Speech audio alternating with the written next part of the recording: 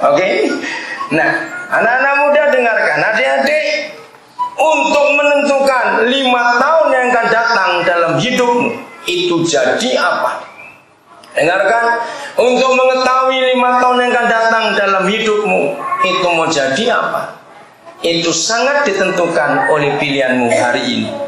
Betul tidak? Sangat ditentukan pilihanmu hari ini. Ketika begitu banyak pilihan dalam hidupmu, anak remaja, anak muda, teman-teman, acara-acara TV, majalah-majalah, bacaan, dan macam-macam lagi. Apalagi dengan SMS sekarang ini, gampang sekali anak-anak muda disodorkan begitu banyak pilihan dalam hidupmu. Maka itu kenapa firman Tuhan baik zaman Musa maupun di zaman Paulus selalu perintahnya, hai anak-anak, hormatilah orang tuamu. Mengapa ada perintah itu? Maksudnya cuma satu, supaya kalian anak remaja, anak muda jangan salah mengambil keputusan. Ketika kalian harus memilih sesuatu, libatkan orang tua kalian sebagai wakil Tuhan di dunia ini. Anak-anak remaja muda katakan amin untuk hukum ini. Jadi kalau Tuhan memberikan perintah, hormatilah orang tuamu, taatilah orang tuamu dengan sebuah hasil yang luar biasa, maka akan panjang umurmu di negeri itu. Mengapa ada firman seperti itu? Karena ketika kita harus memilih, kita tidak pernah tahu pilihan ini salah atau benar. Maka itu semua kita juga dalam memilih apa saja, libatkan Bapa di surga. Katakan amin semua kita. Karena kita adalah anak-anaknya. Kita pun diperintahkan hormati dia dan taati lagi. Pilih. Oke, ayat 3. Apa yang terjadi dengan Yosafat ketika dengan tiba-tiba tanpa ada persiapan, tentara 3 negara menyerbu, panik pasti. Apalagi kalau saudara baca di pasal 19, bagaimana mereka baru pesta merayakan kemenangan, gak ada persiapan, tiba-tiba diserang musuh. Ayat 3, Yosafat menjadi apa? Takut. Wajar, dia manusia. Walaupun dia raja, punya kekuatan, punya otoritas, tapi dia tetap manusia. Maka dia menjadi takut. Tapi yang penting bukan takutnya. Dengarkan anak-anak Tuhan, yang penting bukan situasinya. Lagi sekali, yang penting bukan situasinya. Lalu apa? Yang penting sikap ini. Ya, yang ngantuk baca supaya saudara melek. Ayo. Kenapa ada yang ngantuk? Tadi malam tidur jam berapa? Ayo. Ayat 3, setelah menjadi takut, mari kita baca sama-sama. 1, 2, 3. Lalu mengambil apa? Keputusan. Stop dulu, stop. Jangan diteruskan. Lalu mengambil keputusan. Nah, keputusan ini yang menentukan hidupnya, keluarganya, dan negara yang dia pimpin itu dibawa kemana. Mengapa Indonesia bisa beda jauh dengan Filipina?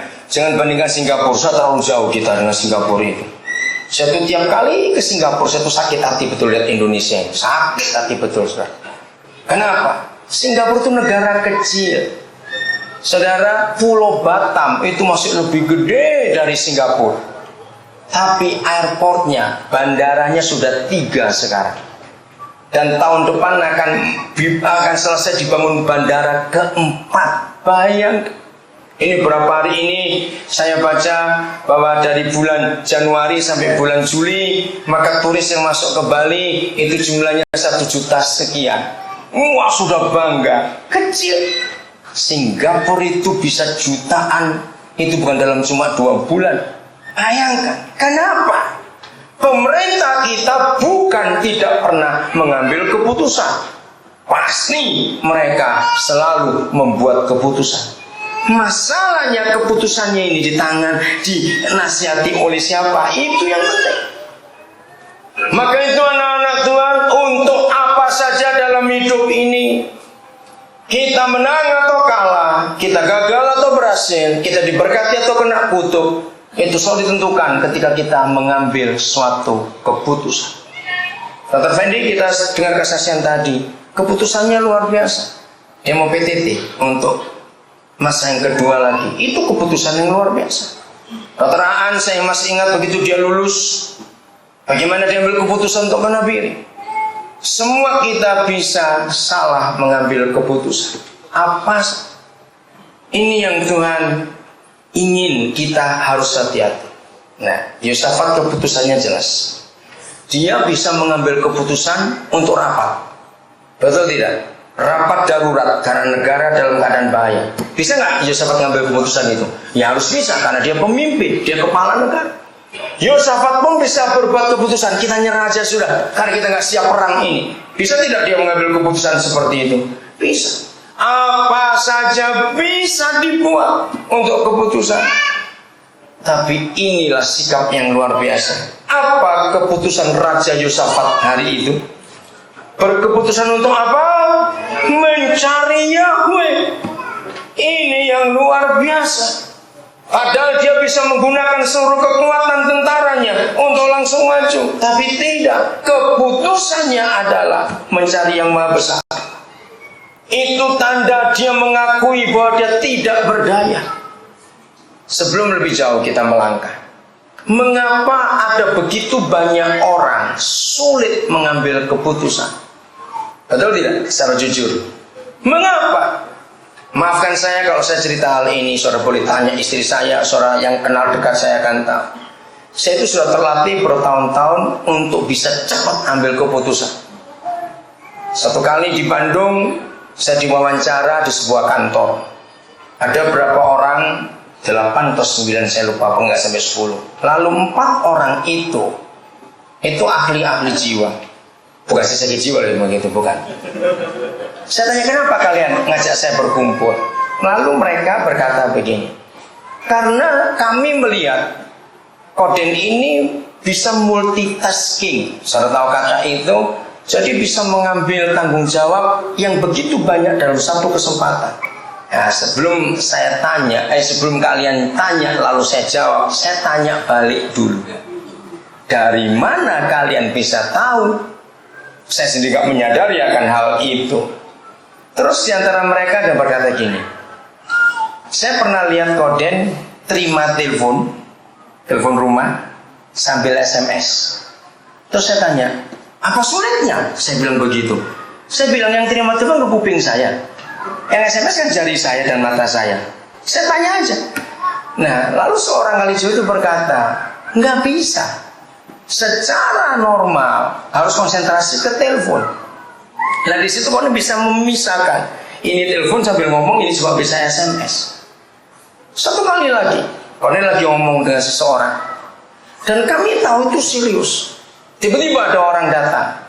Konen bisa stop dulu dengan ini, terus ngomong pada orang itu. Orang itu pergi, Konen bisa nyambung lagi ke situ. Maaf lagi sekali saudara, saya mau cerita ini supaya saudara tahu. Di situ saya itu baru menyadari, saya tanya, Papa, kenapa Papa bisa buat saya seperti ini? Karena saya sendiri tidak tahu kenapa bisa begitu.